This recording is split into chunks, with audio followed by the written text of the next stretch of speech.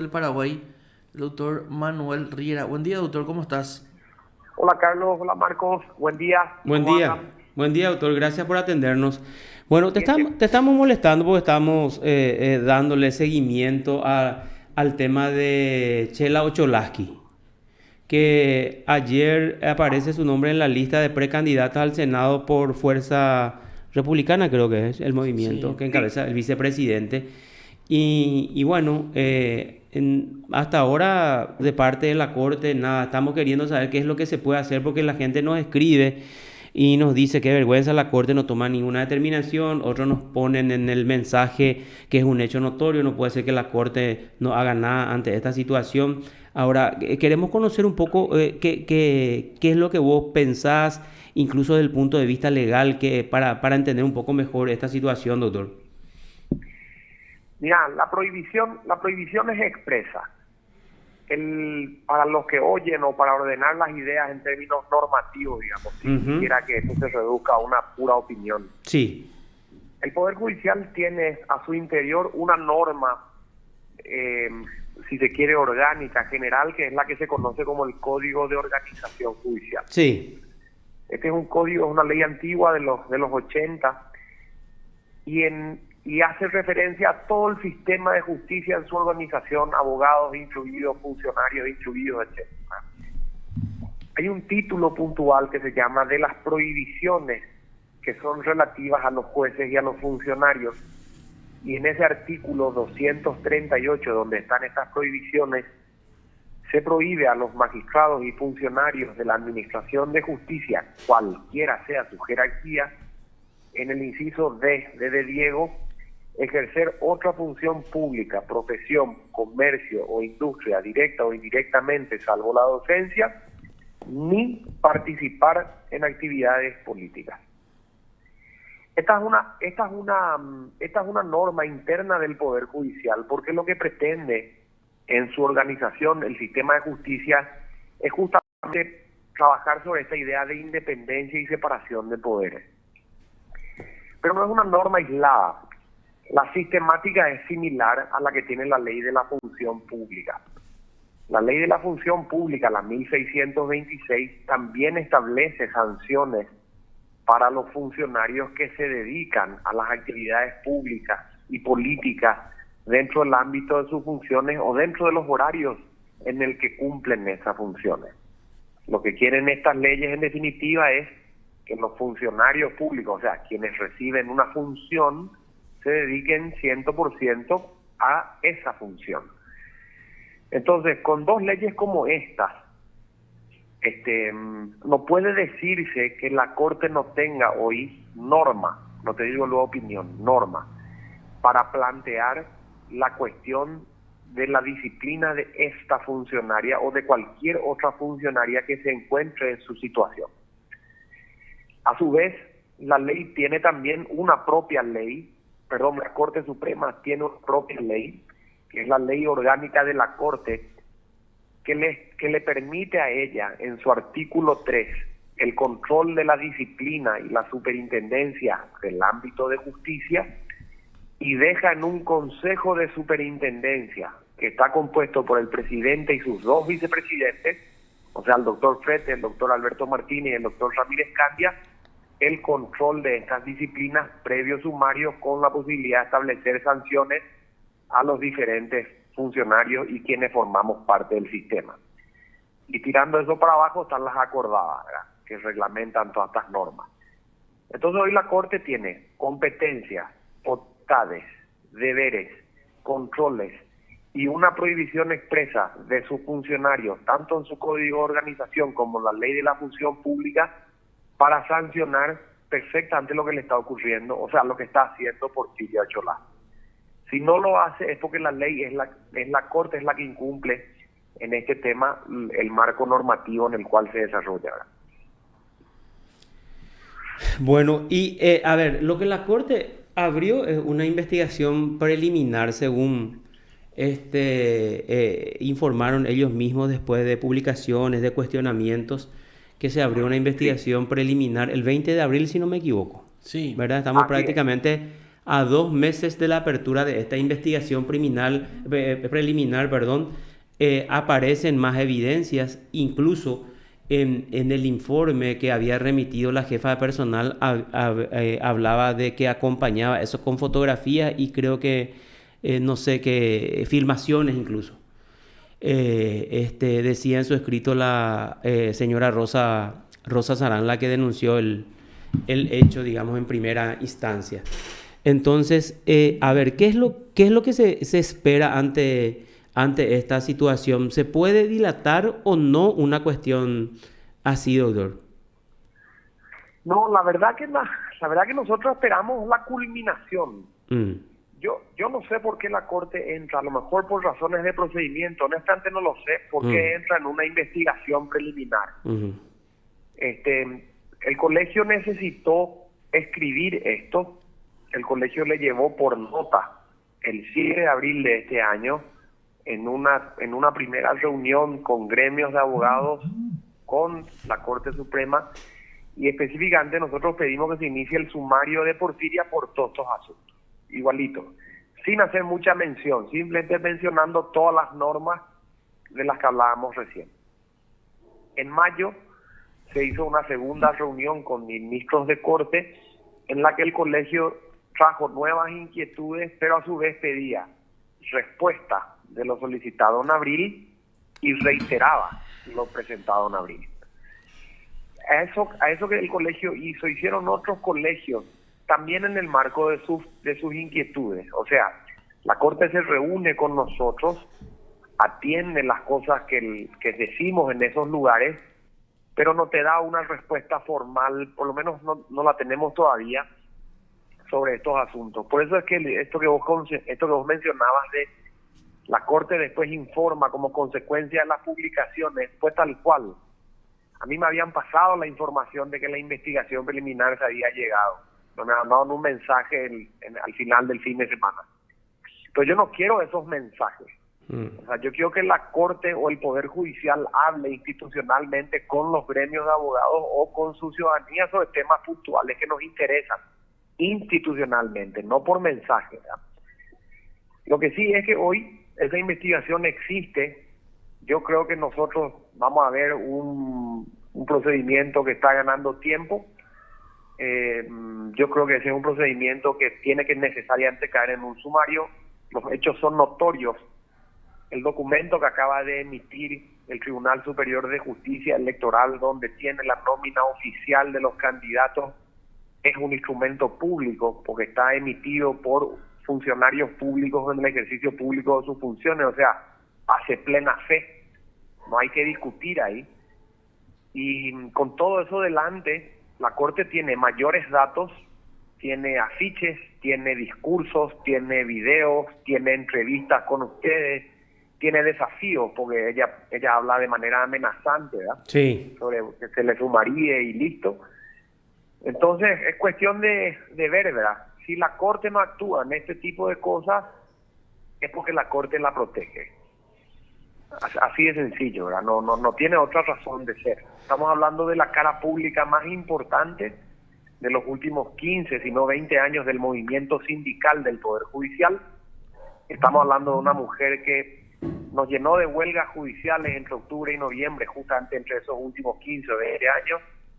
Una mujer que fue cabeza de esos movimientos sindicales de una huelga declarada ilegal en 2 instancias, que es causal expresa en el Código Laboral para resolver el contrato con justa causa, y una mujer que hacía inclusive negocios de fotocopias en los pisos del Poder Judicial sin emitir factura y sin rendir cuentas al propio Poder Judicial. Entonces, si vos tenés todo eso delante y no lo ves, o seguís investigando preliminarmente, y bueno, ya no queda claro de qué estamos hablando, ¿verdad? Claro, y doctor, ahora, ese tipo de mensaje es lo que es importante darle con claridad a la ciudadanía y a los gremios de abogados y a todos los usuarios de justicia. Ahora, pregunto, la pregunta es la siguiente, porque se habla de que ella solicitó un permiso. ¿Se le puede otorgar un permiso a un funcionario sea Ocholaski o sea quien fuere, como la fachada o con, no sé, con el ropaje de cuestiones particulares para salir a hacer política y después volver y ocupar tranquilamente su cargo, por ejemplo? Son todos formalismos. No hay que aceptar, Marco, no hay que aceptar eso, no hay que aceptar en absoluto porque son todos formalismos. Es lo que está haciendo Mario Abdo Benítez, dedicándose a este tipo de campaña cuando el país se hunde después de 2 años de pandemia. Es lo que está haciendo Hugo Velázquez, haciendo campaña cuando el país se está hundiendo después de 2 años de pandemia. Es lo que están haciendo con el aumento salarial, haciendo campaña, haciendo clientelismo. O sea, es alevoso, ¿verdad? Pero la Corte Suprema no es una entidad como la de la presidencia o la de la vicepresidencia, porque no es política, o sea, no proviene de una elección popular. No debe favores políticos en términos democráticos a nadie, porque nadie los vota. Entonces la Corte no tiene que hacer lo que hacen los presidentes y los vicepresidentes de nuestro país, en el afán de mantenerse en el siguiente periodo. Ya son inamovibles. Este fue el principal, digamos, motivo de independencia que llevó a la declaración de inamovilidad de los ministros actuales. Entonces, con esa independencia no deben favores a nadie. ¿Por qué le deberían favor a quienes le protegen a Porfiria si es que los protectores no están en la Corte? Entonces, no hay nada que les detenga. La idea de permiso es un formalismo, es una cobertura formal para darle un ropaje supuestamente jurídico a una expresa prohibición del código y de la sistemática normativa que le afecta a los funcionarios públicos. Si Porfiria quiere seguir en esto, tiene que renunciar esta mañana y después se dedica a ser senadora y no pasa absolutamente nada. Lo que no puede hacer ambas cosas nomás. Entonces, eso es lo que hay que sancionar, ¿verdad? La prohibición de la realización simultánea de cosas que son excluyentes entre sí. Claro, ¿y qué es lo que la gente, la ciudadanía, los gremios pueden hacer ante esta situación, doctor? Si se nota una tibia reacción o una desidia, una suerte de encubrimiento incluso de la Corte Suprema de Justicia en cuanto a este tipo de situaciones. ¿Cómo puede reaccionar la gente? ¿Qué tiene que hacer la gente, la sociedad organizada, los gremios? ¿Qué es lo que pueden hacer? Mira, nosotros lo que tenemos que hacer es seguir insistiendo en el asunto, ¿verdad? ¿Por qué? Porque en definitiva es como los arroyos, ¿verdad? Solamente por el transcurso en el tiempo terminas erosionando las piedras. Yo creo que hay que hacer eso. El trabajo del Colegio de Abogados o de los gremios de abogados o escribanos o de los gremios en general cuando discuten ciertos asuntos con quienes ejercen el poder público es contrapesar. Y es contrapesar de manera constante porque es sistemático, ¿verdad? En el sentido de que esto se mantiene y el colegio se mantiene y es una puja que se va dando genuinamente, ¿verdad? O sea, a lo largo del tiempo. El colegio lo que no puede es dejar de hacer. El apoyo de la opinión pública es fundamental, que se traduce en el esfuerzo que hacen medios como el tuyo en darnos los espacios para explicar qué se está haciendo. Y con esa cuota de transparencia que permite la difusión, se generan ideas en la sociedad civil, en el resto de la sociedad civil. A mí me criticaron por haber dicho que no pasaba nada con Porfiria, porque eso suponía un problema a la imagen del Poder Judicial. Pero el problema de la imagen del Poder Judicial no es mío, es del Poder Judicial. O sea, quien debe dar el esfuerzo porque su Poder Judicial tenga buena imagen en este tema es justamente el Poder Judicial, cuya cabeza es la Corte. Este es un tema que nos interesa a todos los gremios, no es una cosa aislada nomás. Entonces, si ya lo pedimos por escrito, si ya lo reiteramos por escrito, si pedimos de manera oral, leyendo esos escritos en 2 reuniones y no se nos dieron respuestas formales, ni escritas ni orales, entonces ¿yo qué iba a decir? Iba a decir que esto no se inició, que después me manden un mensaje el domingo a la noche, no dice absolutamente nada en términos formales. Entonces, yo puedo seguir sosteniendo que, bueno, hay una investigación y punto. Creo que tiene plazo la Corte de 1 mes más. Entiendo que esto tienen que resolverlo en 3 meses.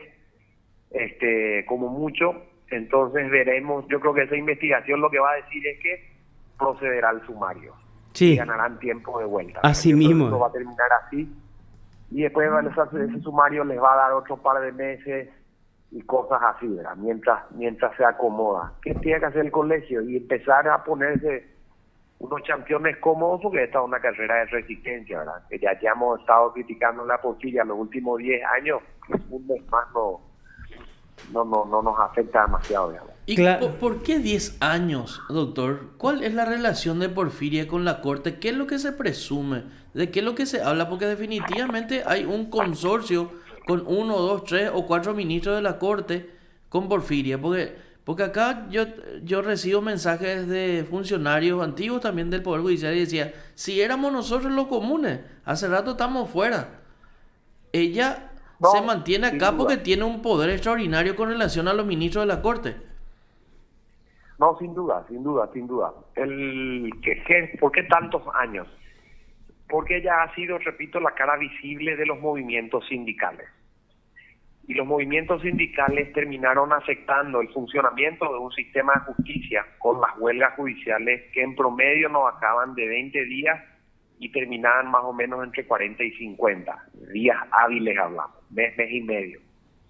Entonces, si vos haces eso en los últimos 10 años, mes y medio, quiere decir que en los últimos 10 años el Poder Judicial trabajó 9, porque todo un año estuvo en huelga, en términos macro, ¿verdad?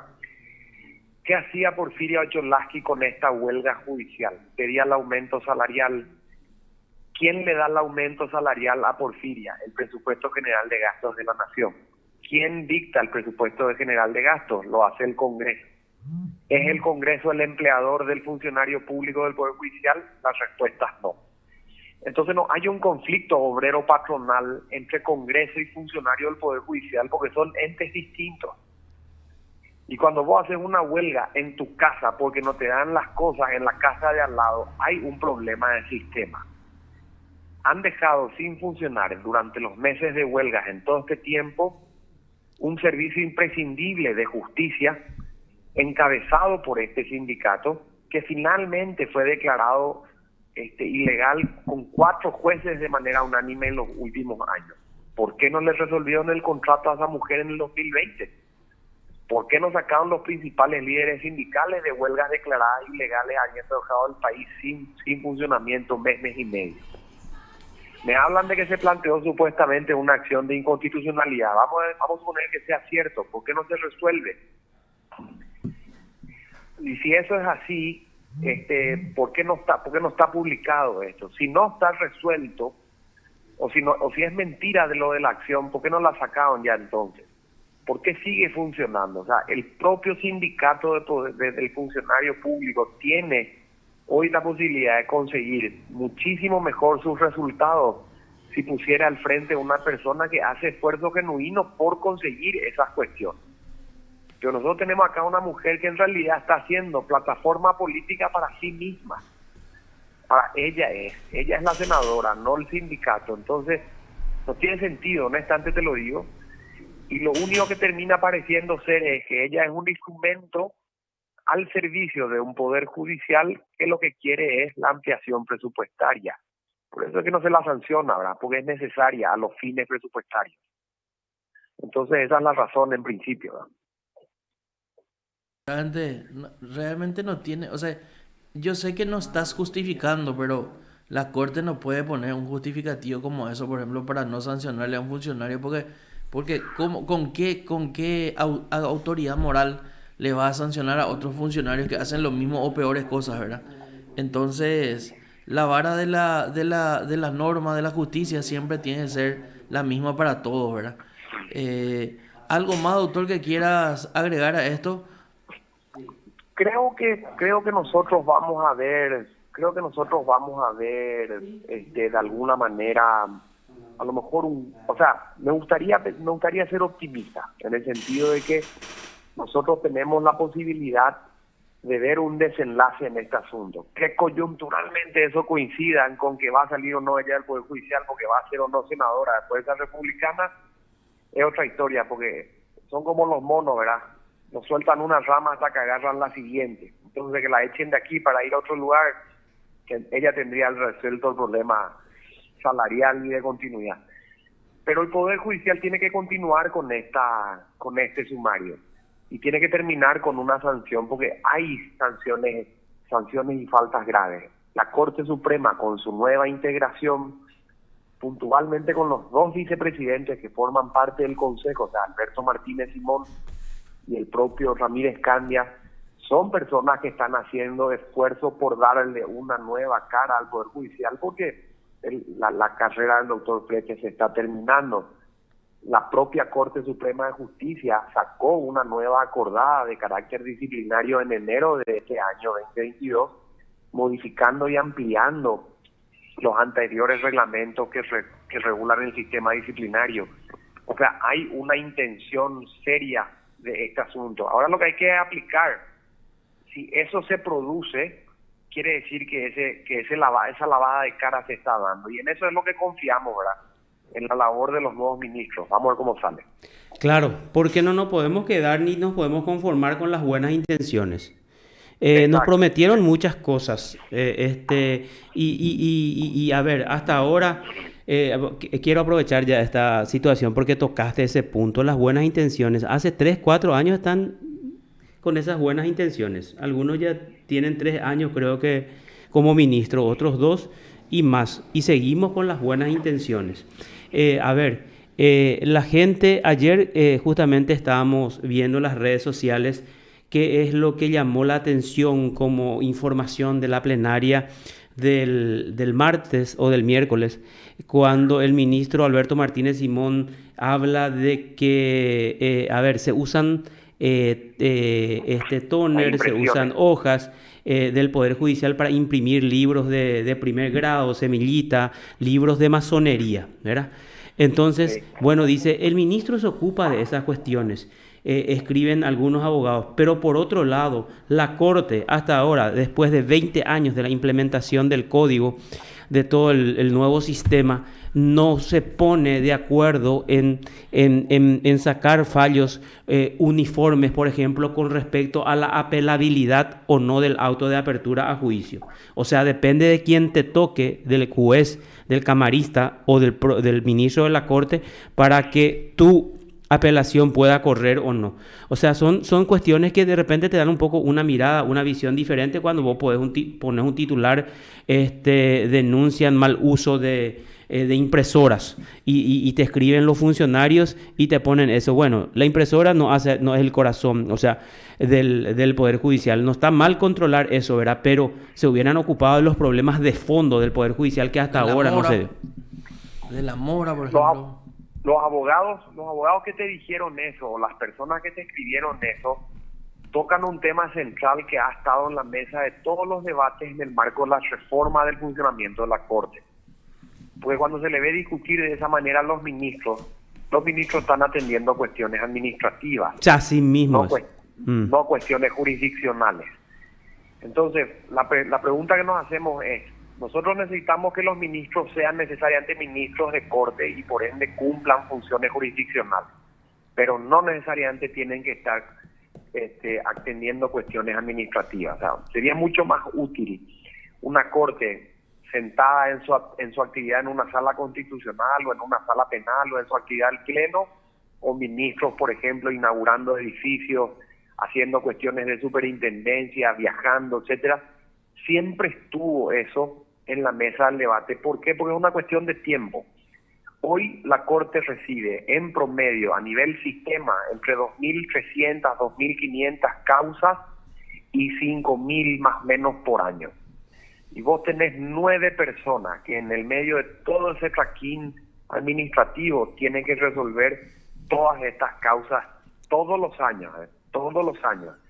Y en términos estadísticos publicados por la Corte en los últimos años, después del proceso penal, la mayor morosidad se centra justamente en la Corte, porque están resolviendo en promedio entre el 19 y el 25% de las causas que reciben año a año.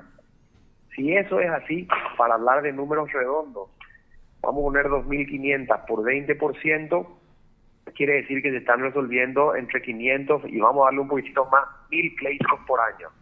Quiere decir que estás mandando 1000 o 1500 pleitos no resueltos que se van a sumar a los 2100 que te entrarán en el año siguiente. Claro, 60% prácticamente queda. Claro, es una bola de trabajo que crece y no se achica. Entonces, el problema del tiempo, de la atención de todos esos asuntos, es un tema que está instalado en la Corte, pero no solamente ahora, desde siempre. Desde siempre. Claro, claro, hablado, doctor. Se habrá hablado mucho ya de esto. Claro, pero ese pues es el problema. O sea, está instalado desde siempre. Pero los que vinieron, nosotros teníamos mucha esperanza por el discurso, por la promesa que dieron, ¿verdad? Y sobre todo los primeros que entraron directamente por su currículum, digamos, ¿verdad? O sea, hubo una suerte de primavera dentro de ese lapso en que ingresaron prácticamente 4 personas. Digo, Jiménez Rolón, Ramírez Candia, Alberto Martínez Simón, Carolina Llanes. Entonces de ahí pues es lo que no podemos seguir si esta gente nos prometió, si esta gente nos entusiasmó, ¿verdad? No sé, no se le puede dar muchas chances más o hay que decirle basta que hagan lo que prometieron porque no podemos, yo creo que continuar de esta forma. Ahí el trabajo va a estar, como te digo, en señalar. Por eso es que yo creo que el trabajo de los colegios de abogados es importante. Importantísimo. O sea, ¿quién mejor que un abogado de Concepción para señalarte los problemas de Concepción? ¿Quién mejor que un abogado de Oviedo para mostrarte los problemas de Oviedo? Esas reuniones que tienen los ministros con nosotros son importantes porque te muestran lo que no te muestran desde dentro y lo que no te podés ver porque ocurre muy lejos de Asunción. Entonces, esa contestación que nosotros pedimos de los asuntos tiene que traducirse en un seguimiento que ponga alguien de dentro de la Corte, no necesariamente un ministro diciendo, ya Manuel, esto ya resolvimos, esto me falta, esto estamos trabajando, tráemela esto, tráemela. Ese diálogo, aunque yo no lo tenga con los ministros, que vos me pongas una persona cualquiera dentro de la Corte o un funcionario, para mí sería suficiente, porque lo que necesito es que se arregle nomás. Yo creo que hoy el trabajo está en señalar esas pequeñas. Por eso es que los colegios somos disonantes. No estamos solamente para mostrar lo bueno, o sea, principalmente estamos para mostrar lo malo, porque se trata de arreglar, no se trata de criticar. Claro, y al igual que los medios de prensa, destacar lo que no se está haciendo bien, ¿verdad? Porque si le vas a aplaudir lo que es la obligación de ellos, es obligación, ¿verdad? Por eso yo creo que esa reunión, por suerte que se reabrió esa reunión desde aquella vez en donde la doctora María Gloria, y comparto aparte yo su postura, ¿verdad? Independientemente a lo que la otra gente pueda pensar, lo que ella había manifestado en aquella ocasión, que la Corte no tenía y no tiene la altura moral, ¿verdad? Entonces, por suerte se reabrió ese diálogo con los gremios de abogados y era muy importante escuchar e incluso nosotros resaltamos después de esa audiencia que ustedes los gremios tuvieron con algunos ministros de la Corte y le llamamos creo que al presidente, al del Colegio de Abogados de Guairá, creo que es que gratamente nos sorprendió con la forma en se expresaba, el conocimiento que tenía, ¿verdad? Y a partir de esa reunión se le suspendió inmediatamente a ese Ujier que ya tenía creo que 2 condenas incluso, ¿verdad? Asimismo, José David Bogado Lisboa se llama, es del Colegio de Abogados de Villarrica, que aunque no creas, es una y la única asociación gremial del interior que se metió bajo el ala del Colegio de Abogados como una suerte de filial. O sea, trabajamos de manera conjunta, sin que haya jerarquías, sin que haya dependencias ni presupuestarias ni nada.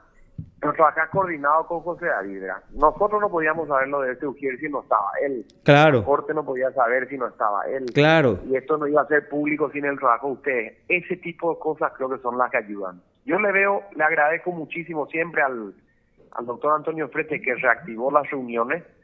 Creemos que estas reuniones dieron paso a este tipo de denuncias.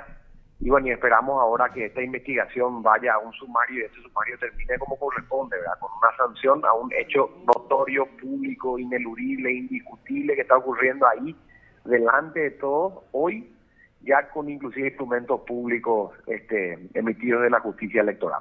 Doctor, muchas gracias por tu tiempo. Fue un gusto conversar siempre contigo.